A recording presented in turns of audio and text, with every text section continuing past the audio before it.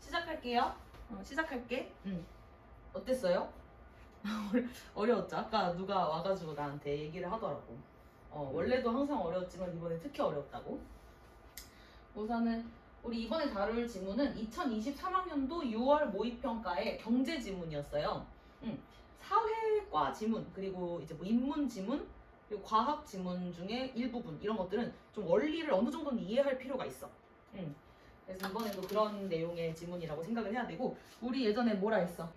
자, 문제 푸는 순서. 먼저 지문을 훑고, 그 다음에 문제를 훑고, 그리고 지문을 읽고, 마지막으로 문제를 풀고. 자, 지문을 훑을 때는 길잡이 표현, 그러니까, 그런데, 따라서, 뭐 알아보자, 이런 류들의 표현을 가지고서 뼈대를 우리 이미지 속에 세워놓는 거예요. 그냥 머릿속에 해놓는 거고, 그 다음에 문제를 훑어볼 때는 어떤 것들의 핵심을 두고 있구나, 출제자들이. 이것도 이미지를 남겨두는 거야, 우리 머릿속에. 그리고 지문을 읽고 앞서서 만들어 놓은 뼈대에 살을 붙이고, 예를 들어서 지금 경제 지문이다 하면은 어떤 원리, 조건, 결과, 이런 것들이 살이 되는 거예요. 이 문단이 나눠져 있는 그 글의 전개 구조가 뼈대면 이런 원리, 조건, 결과의 디테일들이 살인 거지. 그 다음에 마지막으로 문제를 풀 거고, 여기까지가 이제 훑기 단계잖아. 여기서 중요한 점은 뭐냐면, 자, 제시문에는 아무런 표시를 하지 않을 거예요. 제시문에 훑는 단계부터 표시를 해버리면 문제를 진짜 풀어야 될 때, 특히 뭐 기억, 뭐 A 이런 거 나올 때 아주 골치 아파집니다. 그리고 두 번째로, 꼼꼼히 읽는 단계 아니에요. 어떤 순서로 전개되는지만 머릿속에 남겨놓는 거야. 그리고 글의 뼈대만 인상에 남긴다. 넘어가 볼게요. 이 지문이 어떻게 생겨먹었는지를 좀 빠르게 훑어볼게. 먼저 경제학에서는 증거에 근거한 정책 논의를 위해 사건의 효과를 평가해야 할 경우가 많다. 그런 경우가 많대. 어떤 사건의 효과 평가에 대한 얘기를 하려나? 그런데 뭔가 녹록치가 않은가 보다. 그런 데가 바로 나와버리니까, 따라서 조금 더 구체적이어질 거고, 가령 예를 들어주면서 우리 이해를 도와주겠네. 이를 위해서는 뭔가 조건이 더 붙나 보다. 실험적 방법이 이상적이다. 그러나 실험적 방법이 이상적인데, 그러나 하면서 또 뭔가 어려움이 따라 붙나 보네. 그래서 그럴 때에는 이 방법을 적용할 수 없는 경우가 많다. 뭔가 한계가 계속 나오네. 자, 그래서 경제학에서는 사건의 효과 평가가 필요한데, 근데 어떤 실험적 방법을 쓸 때 한계가 있다. 이런 내용을 1문단에서 이어가겠구나. 이 정도의 인상을 가지는 거예요. 자, 두 번째로, 자, 이중차분법은 시행 집단에서 일어난 변화에서 비교 집단에서 일어난 변화를 뺀 값을 사건의 효과라고 평가하는 방법이다.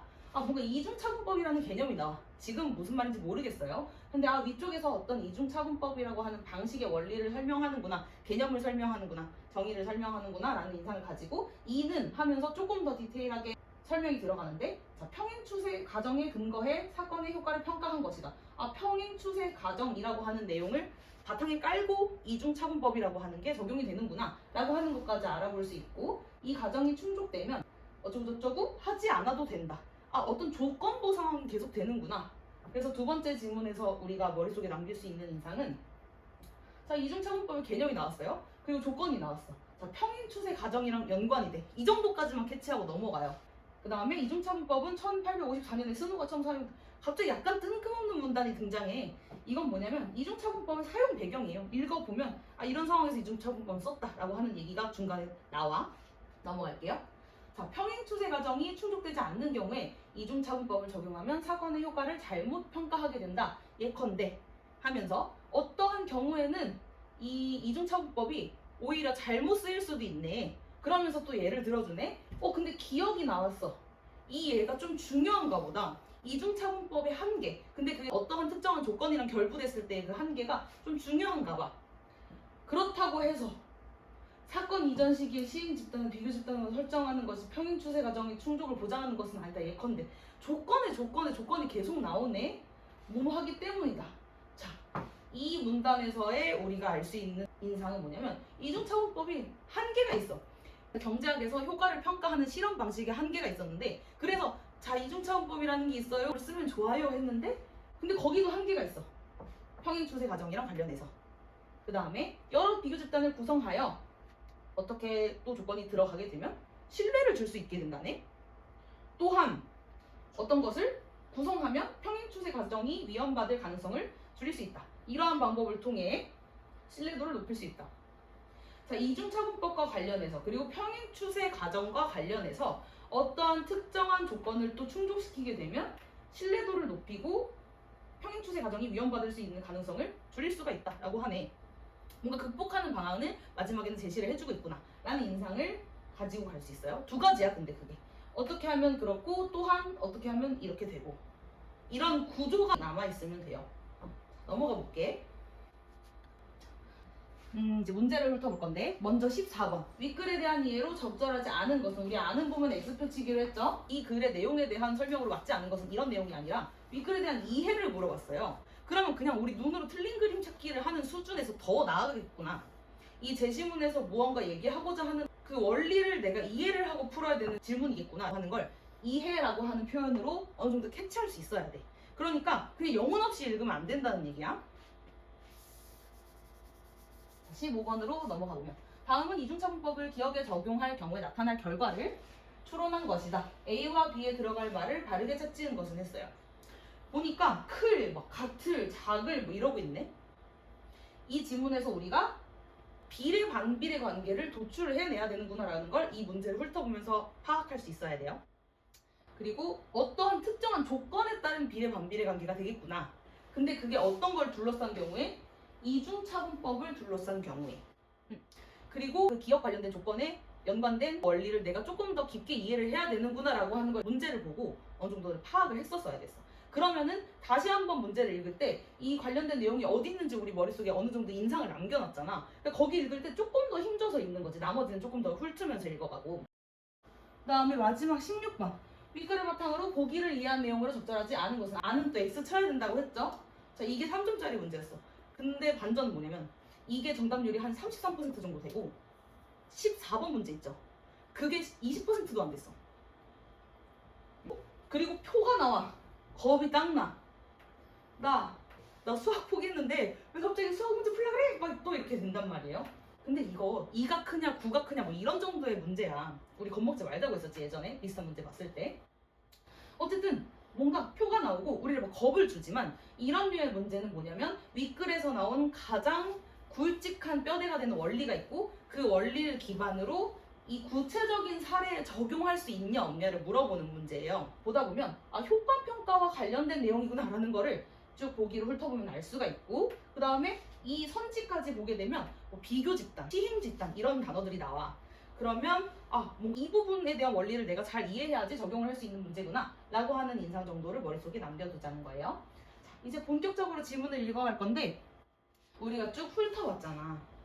훑어봤을 때 이 글의 내용을 딱 한 문장으로 정리를 해보자면 자, 사건의 효과를 어떻게 정확하게 측정하냐 그거에 대한 글이에요. 결국에는 사건의 효과를 정확하게 측정하는 방법이 뭐야? 했을 때 실험 방법이라고 하는 건 과학적인 방법을 말하는 거야.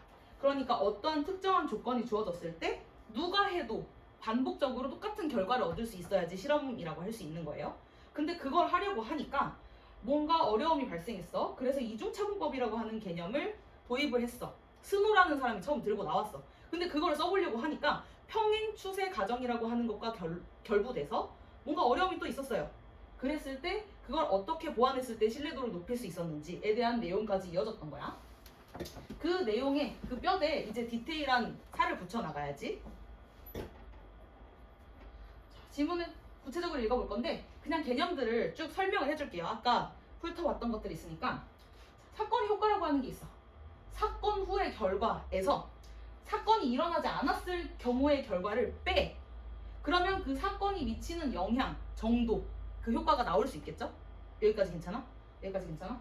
근데 사건이 없었을 경우의 결과라고 하는 건 일어나지 않으니까 사건이 이미 일어났으면 사건이 없었을 경우의 결과는 가정에 지나지 않기 때문에 관측이 안 되지. 그러니까 시행 집단과 비교 집단을 두고 비교를 하는 거야. 동일한 조건을 두고 얘네는 그 조치를 취해. 얘네는 그 조치를 취하지 않아. 여기에는 사건이 발생해. 여기에는 사건이 발생하지 않아. 이 경우를 만드는 거예요. 그게 실험적인 방법이라는 거야. 근데 거기에 조건이 있어. 뭐냐? 그 사건 외에는 결과의 차이가 날 이유가 없는 두 집단을 반드시 구성해야 돼. 이게 되게 어려운 거죠. 그러니까 과학적으로 이론적으로 진공 상태를 만들어야 돼. 그 변수 하나밖에 차이가 안 나야지 진짜 그거에만 영향을 받았구나라고 우리가 얘기를 할 수 있는 거니까. 그래서 실험적 방법이라고 하는 건 두 집단의 표본을 무작위로 배정해. 사람이 인위적으로 조작한 흔적이 들어가 있지 않아야지 과학적인 거라서 표본을 무작위로 배정을 해요. 그리고 그 효과는 시행 집단에서 비교 집단에 무언가 일이 일어났을 때의 효과를 빼는 거지. 그래서 이건 되게 이상적인 경우를 말하는 거예요. 근데 사람과 사회 문제에 적용할 때는 이렇게 산술적으로 그냥 딱 끝나지 않는다는 거지. 이론적으로 진공 상태에 머물러 있기 어렵다는 거죠. 여기까지 괜찮아? 괜찮아요? 괜찮아? 넘어갈게. 자, 그랬을 때 이중차분법이랑 평행추세라는 가정이 나오는데, 이중차분법의 공식은 시행 집단에서 시행 후, 시행 집단에서 시행 전을 한 번 뺐는데, 여기서도 뺐는데 그 내용을 다시 빼줬을 때 진정한 그 사건의 효과가 나온다 라고 하는 공식인 거지. 이런 구조구나라는 것 정도만 알면 돼요. 그리고 전제는 평행추세라고 하는 가정이 있어. 이 가정이 충족이 되면 사건 전에 두 집단의 스타트 포인트가 같지 않아도 된다는 것도 되게 중요한 포인트야. 뭐라고? 초기 상태가 달라도 괜찮다고. 초기 상태가 완전히 같은 거는 오히려 현실적으로 어렵다는 걸 인정하고 가는 거지. 대신에 평행하다면 그 값을 빼주기만 하면 우리가 그 효과만 측정을 할 수가 있다 이거예요. 넘어갈게 이제 진짜. 자, 그래서 사례를 들어줘. 스노라는 아저씨가 나와. 아줌마일 수도 있어. 어쨌든 이 사람이 나왔는데 이 방법을 처음으로 사용한 사람이에요. 구조만 파악하면 돼. 자, 시행 집단은 수원이 뭐냐면 물이 나오는 시작점이라고 하는 거야. 물이 어디서 왔냐? 자, 시행 집단은 그 물이 시작되는 지점이 바뀐 곳에서 사는 주민이고, 비교 집단은 안 바뀐 곳에서 사는 주민이에요. 근데 사건이 뭐냐면 수원이 교체됐어. 여기는 바뀌었고 여기는 안 바뀌었잖아요. 그랬을 때 콜레라 사망률이 달라. 비교 집단이랑 시행 집단이랑 달라요. 그랬더니 같은 지역이야. 공기, 뭐 다른 모든 조건들이 다 동일해. 근데 물이 어디에서부터 오는지만 달라요. 그러니까 콜레라가 물로부터 전염이 되는구나 라고 하는 걸 이 스노 씨가 알게 됐다 이거예요. 사례를 보니까 이해가 조금 더 되지. 그러니까 사례를 보면 뭐 갑자기 이상한 사람 나오고 갑자기 구체적인 얘기가 나오고 무슨 뭐 수원 나오고 콜레라 나오고 하니까 복잡해 하는 게 아니라 영혼을 가지고 글을 읽으면 우리를 도와주려고 하는 경우가 생각보다 많아요. 아무튼 그랬어. 그러니까 스노는 원래는 왜 공기가 얘기가 됐냐면 같은 지역이라서 공기가 동일하다고 같은 지역이라서 공기 조건이 동일하다고 하는 걸 굳이 왜 여기다 써놨냐면 다른 학자들은 다른 전문가들은 콜레라는 공기로 전염된다고 얘기하고 있었거든. 근데 이 스노라는 사람이 아니야 바뀐 건 물밖에 없어. 그러니까 물로 전염돼 라고 주장을 한 사람이었던 거예요. 뭐를 이용해서? 이중차분법을 이용해서. 근데 가정이 위반이 된 경우가 있어. 자, 반전이야. 뭐냐면 이 가정이 항상 충족되지는 않는다는 거예요. 자, 기억 예시를 볼 거야. 그 예시가 기억에 밑줄 쳐져 있는 부분이에요. 자, 노동자 교육 프로그램인데 시행 집단을 급감하는 산업 종사자의 비중이 비교 집단보다 더 커. 그러면 프로그램이 없었어도 시행 집단은 비교 집단보다 뭐라고? 고용률이 더 많이 떨어졌을 거다라고 보는 거예요. 그러니까 무슨 얘기냐면 두 집단의 추세가 달라지는 거야. 그건 뭐야? 평행 추세 가정에 위반되는 거지. 그래서 이거는 15번 문제에 직접적으로 쓰이는 내용이에요. 기억에 밑줄 쳐져 있는. 평행하게 추세가 변화하는 것도 가정하기 힘든 경우가 발레가 나타난다. 가정이 위반되는 경우가 있다. 자, 또 중요한 함정 하나. 그럼 사건 이전의 시행 집단을 비교 집단으로 쓰면 되지 않냐? 라고 하는 거지. 그럴 수 있는데 본문에서는 이게 보장되는 게 아니라고 해. 왜? 고용처럼 경기 변동의 영향을 많이 받는 거면 통계적인 유사성보다 변화 발생의 동시성이 더 중요하다. 동시성이 뭐야? 같은 시점에서 일어나냐라는 거예요. 그러니까 시기가 더 중요하다는 거야. 어떤 외적인 조건 같은 것보다 그 시기를 경험하고 있는 게 동일하냐라는 게 더 중요하다라고 얘기를 하는 거예요. 그러니까 경제에 민감한 거, 고용률 같은 것들은 동시성이 더 중요하고 같은 시기, 같은 외부 환경을 공유해야 된다. 이런 것들이 되게 민감하다라고 하는 거지.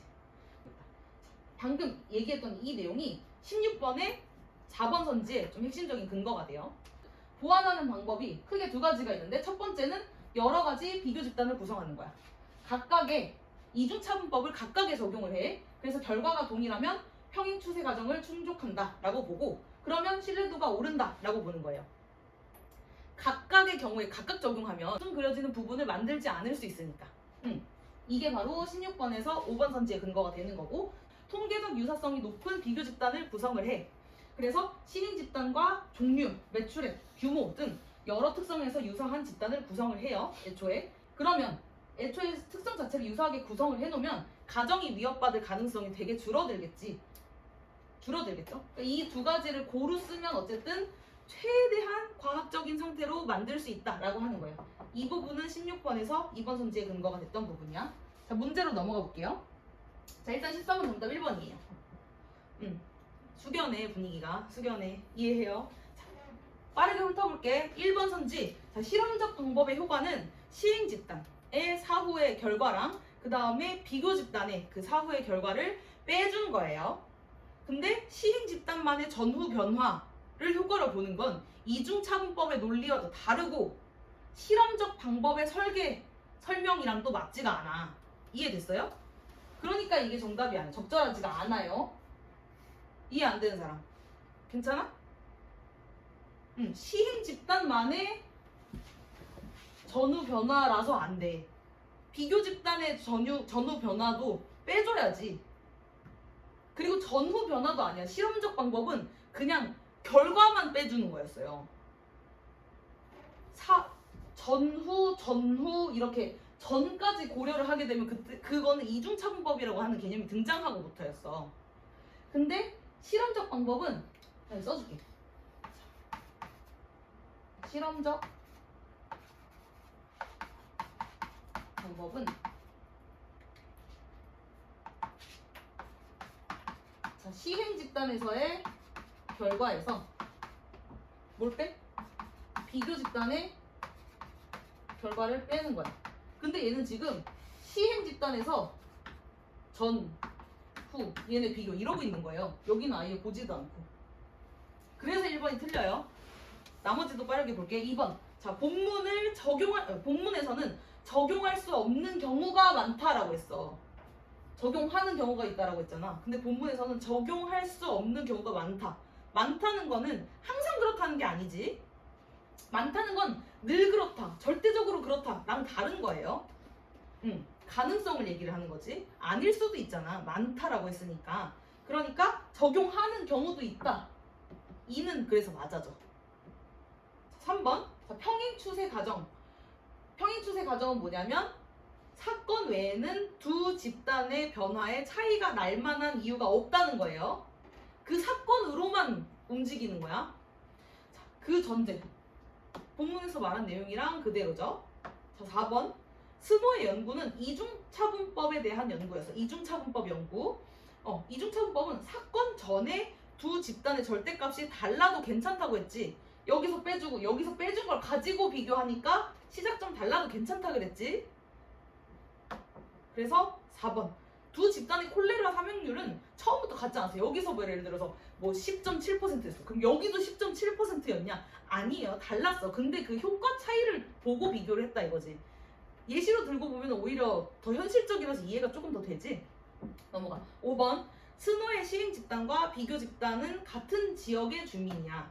공기도 공유하고 지역도 같다고 했었잖아요. 근데 물 어디 거 먹는지만 다르다고 했었잖아.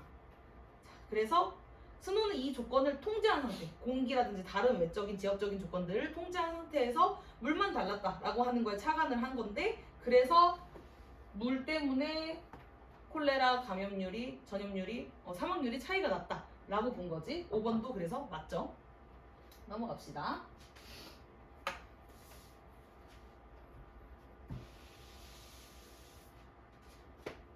(15번) 문제. 자, 정답 5번이에요. 또 수견해. 또 수견하면 안 되는데 왜 이렇게 힘들었을까? 이번 질문이. 어쨌든 자, 기업 상황 다시 볼게요. 자, 시행 집단의 사양 산업 종사자 비중이 비교 집단보다 더 크다.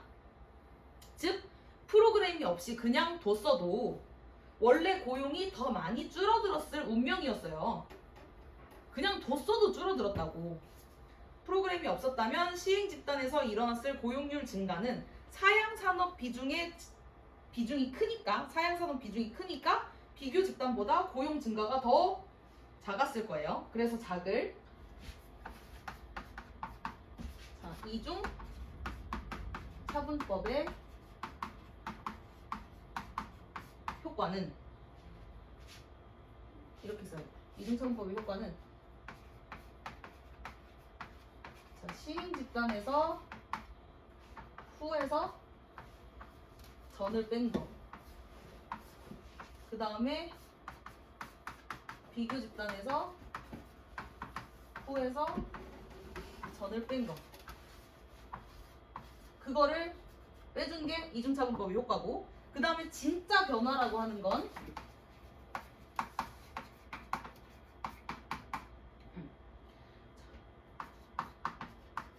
시행을 한 경우의 변화. 그러니까 시행을 한 경우의 결과값이지. 그러니까 얘는 위에서 얘기한 걸로 보면 그냥 후라고 보면 돼요. 그 다음에 뭘 빼냐? 시행을 하지 않은 경우에 결과값을 아니 얘도 보지. 이걸 뺀 거야. 빼는 값이 얘도 빠지고 지금 또 얘도 빠지고 마이너스가 되고, 그러니까 빠지는 게 이중차분법의 효과가 빼는 내용이 더 많잖아요. 이렇게 그냥 써놓고 보면은 여기가 빼는 게 더 많지, 여기서 빼는 것보다. 그래서 이게 진짜 변화, 이게 결국엔 진짜 효과라고 하는 건데, 이거는 근데 일어나지 않은 일을 가정해야 되니까 현실적으로 파악할 수는 없다고 했지만 그냥 사고 실험 정도로는 가능하지, 과학적으로는 입증이 안 되지만, 그랬을 때 얘가 얘보다 더 크게 측정이 된다, 이 얘기예요. 5번 보기가. 괜찮나? 넘어갈게요. 그래서 자글자글이야. 오케이. 6번 봅시다. 16번 봅시다. 16번 정답 4번. 초토화가 돼버렸어. 16번 정답 4번 봅시다. 자, 얘는 오히려 15번 5번 보기보다 더 빠르게 넘어갈 수 있는데, 보기에 표 구조 먼저 정리를 하고 할게. 자, 시행 집단은 P주의 저임금 식당이야. 변화는 플러스 1.3이에요. 그리고 비교 집단 후보 1, Q주의 식당이야. 변화는 마이너스 2.1이에요. 비교 집단 후보 2, P주의 비교 집단 후보 얘를 내가 순서를 잘못 써놨네 여기다가. 비교 집단 후보 1, P주의 고임금 식당. 변화는 마이너스 2.1. 비교 집단 후보 2, Q주의 식당이에요. 변화 마이너스 2.1. 같지 두 개가. 자, 1번 보기 볼게. 자, 시행 집단. 그러니까 P주의 저임금 식당의 변화는 20.9에서 19.6을 뺀 1.3 그대로 나와 있어요. 표에. 그치? 얘는 고려 대상이 아니지. 자, 2번 본문의 마지막 문단을 보면, 자, 시행 집단과 여러 특성에서 표본의 통계적 유사성이 높은 비교 집단을 구성하면 평행 추세 가정이 위협받을 가능성을 줄일 수 있다. 본문 마지막 부분에 그렇게 나와 있었지? 그리고 다시 이거 선지 볼게. 어때요? 일치하지? 넘어가. 자, 3번 Q주를 비교 집단으로 했을 때 이중차분법 효과는 1.3에서 마이너스 1.3 마이너스 2.1 이렇게 되겠지? 그러니까 얘는 3.4명이야. 여태까지 나왔던 이런 류 중에서 마이너스가 나와서 제일 완전 엄청난 인크레더블한 수학을 우리에게 물어보긴 했어요. 근데 그래도 쫄정도 아니잖아. 이거 할 수 있잖아. 3.4명. 맞다고. 맞잖아. 자, 4번 볼게. 왜 쪽도 안 했어? 자, 4번 볼게. 나 얼굴 빨개진다. 자, 피주의 고임금 식당의 변화로 파악하는 것보다 시행 집단의 1991년 변화로 파악하는 게 더 신뢰할 만하다고 했는데 이게 반대야. 반대라고. 피고용인 수는 경기 변동에 되게 민감한 변수라고 했잖아요. 경기 변동이 민감하다고. 피주 고임금 식당이랑 비교하는 것보다 시행 집단의 1991년도의 변화로 파악하는 게 더 신뢰할 만하지 않지. 덜 신뢰할 만하지. 왜냐면 제일 중요한 게 동시성이라 그랬잖아요. 왜 1991년이 나오냐고. 왜 더 신뢰할 만하다고 해버리냐고. 경기 변동과 관련된 거는 동시성, 그 같은 타이밍, 그 코인시던스가 중요하다고. 넘어갈게요. 5번도 봐주자. 일단 답 나왔지만 5번도 봐주자. 자, Q주 마이너스 2.1 그리고 P주 마이너스 2.1 두 비교 집단의 변화가 세임해요. 동일해요. 본문에서 여러 비교 집단의 각각의 이중차분법을 계산을 해보면 그걸 적용한 결과가 같으면 평행 추세 가정을 충족한다 했어, 안 한다 했어? 충족한다고 그쪽으로 더 기울어진다 했잖아. 신뢰를 더 줄 수 있다고 했잖아. 5 적절해요. 끝. 내가 진짜 너무 속이 상해서 목소리가 높아졌어. 자, 볼게. 마무리. 자, 수능 독서는 조건 게임이야. 수능 독서의 모든 개념, 방법, 원리에는 반드시 이런 조건들이 붙어 있는데 선지가 그 조건을 정확하게 건드려. 이 조건을 내가 잘 뽑아냈냐 아니냐, 그냥 영혼 없이 읽어 내려가진 않았는지 이 내용을 진짜 그 콜레라 내용도 들어주고 경기 변동에 대한 내용도 얘기해주고 했을 때 소울풀하게 이해하면 무슨 얘긴지 이제 우리 머릿속에 남아있잖아요. 그냥 글만 경기 변동, 동시성이 중요하다, 더 신뢰해질만 한다, 수원이 달랐으므로 이런 뭐 콜레라 변동이 뭐 이런 얘기가 원래는 그냥 글자로 머릿속에 이렇게 돌아다니다가 이제야 나한테 스토리로 와서 앉았잖아요. 난 이걸 설명을 하고 싶은 거야. 그랬을 때 그 조건을 우리가 진정으로 이해하고 골라내줄 수가 있는데, 자, 그 조건을 분류하는 4가지의 타이틀이 있어. 이거 다음 시간에 할게. 우리 지금 다 멘탈이 털려버렸어요. 그 다음에 자, 비교 구조가 나오면 항상 2가지 포인트를 확인할게. 이것도 다음 시간에 할 건데 그냥 머릿속에 그 우리 지문 훑기, 보기 훑기 하는 것처럼 인상만 남겨놓기. 이번 시간에 자, 2가지가 나와. 비교 관련된 게 나오면 2가지가 나와. 자, 뭐랑 뭐가 비교 대상인지, 그리고 그 비교가 유효하려면, 가능하려면 어떤 조건이 필요한지 이 2가지를 봐줘야 돼요. 글을 읽을 때. 끝. 고생하셨습니다.